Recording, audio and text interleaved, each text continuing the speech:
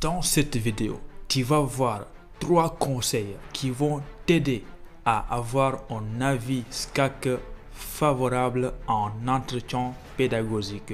Oui, j'ai bien dit un avis SCAC favorable. Donc, tu as intérêt de rester jusqu'à la fin de la vidéo parce qu'il y aura 3 conseils très importants pour réussir ton entretien.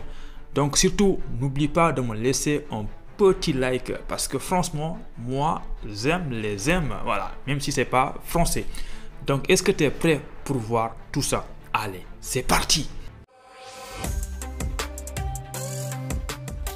Premier conseil, très important. Tu vas me dire forcément, oui, moi je le savais. Non, tu le savais, mais tu ne le fais pas. Quand tu vas faire un entretien pédagogique, il faut toujours anticiper les questions. Je ne sais pas toi, mais moi, avant d'aller faire mon entretien en 2019, je savais déjà toutes les questions qu'ils vont me poser et je me suis préparé. Quand l'entretien a commencé, je répondais aux questions tranquillement parce que je connaissais déjà les réponses. Donc toi aussi, il faut que tu anticipes.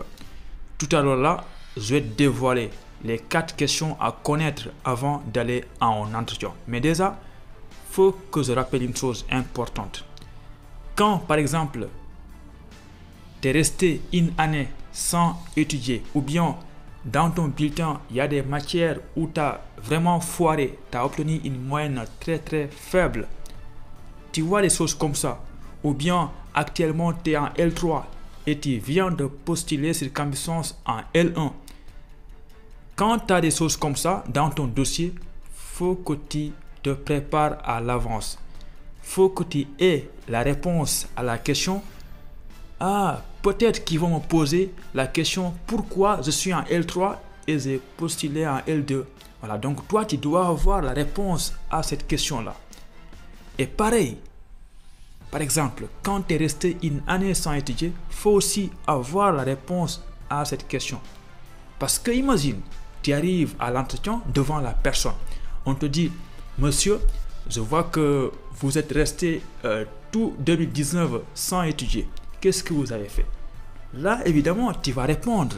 Mais ça sera mieux quand tu t'es déjà préparé à l'avance. Voilà. C'est aussi important. C'est très important même, je dirais. Et maintenant, quelles sont les 4 questions à connaître avant d'aller faire un entretien et réussir l'entretien? Je l'ai toujours dit. Tu ne peux pas, Moussa, tu ne peux pas aller à un entretien et tu t'assois alors que tu ne connais pas tes objectifs. C'est impossible. Tu ne peux pas le faire. Tu ne peux pas le faire, Moussa. Donc, s'il te plaît, Moussa, quand tu vas faire un entretien, le minimum, c'est de connaître tes objectifs. Connaître ton projet professionnel. Qu'est-ce que tu veux devenir plus tard? C'est quoi en fait?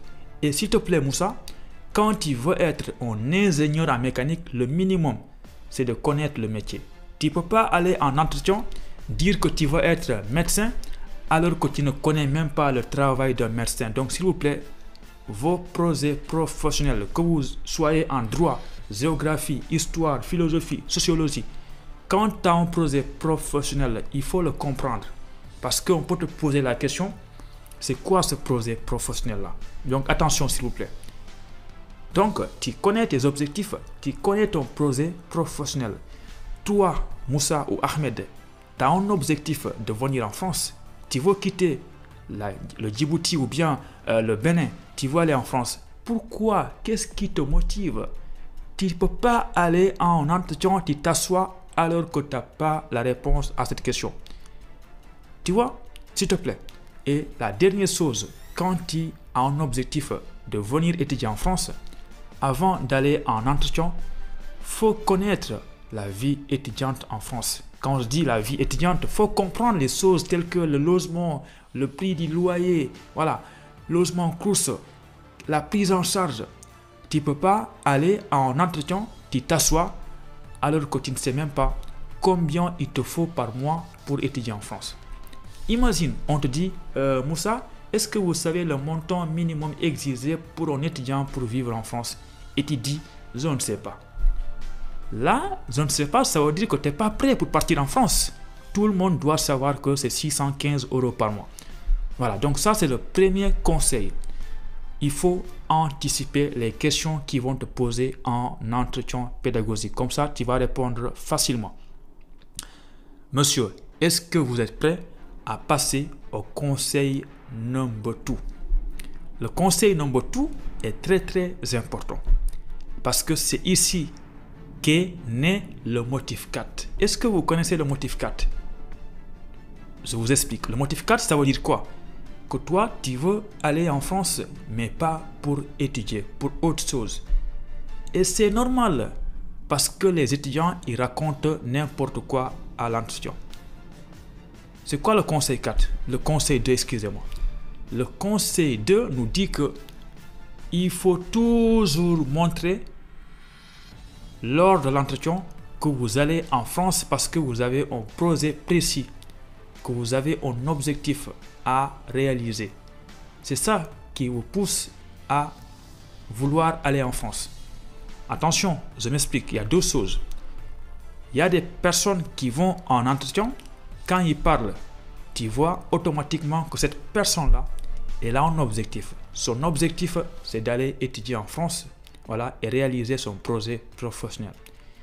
Mais il y a d'autres personnes, quand ils parlent lors de l'entretien pédagogique, tu vois automatiquement que cette personne-là, tout ce qu'il veut, c'est d'aller en France parce que la vie est meilleure en France. Son pays-là, c'est nul à chier. Voilà, il n'y a pas beaucoup d'argent. Moi, je veux aller en France parce qu'il y a beaucoup d'argent là-bas. Je pense que tu commences à comprendre. Il y a beaucoup d'étudiants qui font cette erreur-là. Quand ils parlent à l'entretien, c'est comme s'ils disaient s'il vous plaît, dans mon pays, c'est compliqué, c'est dur la vie. Moi, je veux quitter ici, il faut que j'aille en France, tu vois. Quand ils parlent, c'est ça qui ressort en fait.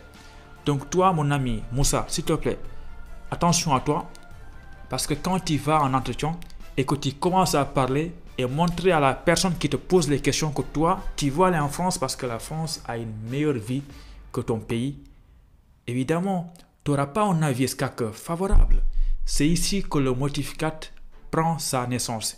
Et quand il est né ici, il va être baptisé lors de ta demande de visa. Et qu'est-ce qui va être né? L'enfant sera un gros refus motif 4. Je pense que tu as compris. Donc si tu ne veux pas avoir un motif 4, quand tu parles pendant l'entretien, il faut les montrer que toi, tu t'en fous que la France ait une meilleure vie que ton pays. Voilà, tu t'en fous de ça. Tout ce que tu veux, c'est que tu as un objectif que tu veux réaliser. Voilà. Et pour cela, tu as choisi la France pour réaliser, atteindre ton objectif principal. Voilà, donc ça c'est le conseil number 2. Attention, conseil number 2, faut les montrer que vous allez en France, pas parce que la France est meilleure que ton pays, tu peux gagner de l'argent là-bas. Non, c'est pas ça. Tu veux aller en France parce que tu as un objectif précis et tu veux l'atteindre. Maintenant, si c'est bon pour toi, Moussa, on peut passer au conseil number 3. Voilà. Le conseil number 3, qu'est-ce que j'ai écrit? Attention à vos comportements. N'essayez pas de couper la parole à la personne qui vous pose les questions. N'essayez pas de l'impressionner, de le corriger, de lui montrer que vous êtes plus fort dans le domaine. Je pense que vous avez compris. On va prendre des exemples pour une personne qui fait la mécanique. Pour les personnes qui font le droit, ne vous en faites pas. On va vous citer dans l'exemple 2. Sinon, vous allez être jaloux. Voilà. Donc, comme je l'ai dit, quand tu parles avec une personne en entretien, il ne faut pas essayer de montrer à la personne que tu es plus fort dans le domaine. Quand quelqu'un fait la mécanique, tu sais, en mécanique, il y a un vocabulaire très très technique. Et quand tu parles, n'essaye pas de montrer à la personne que toi, tu es plus fort dans ce domaine-là en disant des mots que la personne ne comprend pas. Chariotage, dressage, perçage, routage, tu vois. On s'en fout de ça, Moussa, on s'en fout. Quand tu fais un entretien, ton objectif, c'est pas de rabaisser la personne devant toi pour lui montrer que tu es plus fort dans le domaine. Le but, c'est que tu as un objectif. Il faut que tu arrives à expliquer l'objectif à la personne pour que elle puisse voir est-ce que toi vraiment tu as un objectif clair, est-ce que tu es prêt pour aller en France. C'est ça le but. Mais quand tu commences à vouloir rabaisser la personne, je pense que tu ne peux pas avoir un avis SCAC favorable. Deuxième exemple, quand tu fais le droit ou bien la géographie, on s'en fout. Tout le monde, quand tu fais le droit, tu sais, le droit, il y a beaucoup de vocabulaire, il y a beaucoup de mots. Droit des affaires, droit privé, droit public, droit maritime, droit des boîtes de nuit, droit des supermarchés, droit des hôtels, droit des copines, droit des copains. Tu vois, il y a beaucoup de choses. Et toi, quand on te pose une question sur le droit, pendant l'entretien, il y a des gens qui font le droit. Ils essayent toujours en permanence de vouloir impressionner en utilisant des mots techniques, des mots poussés dans le domaine du droit. Plaidoirie, plaignant, victime, je ne sais pas moi, non, c'est pas ça l'objectif de l'entretien.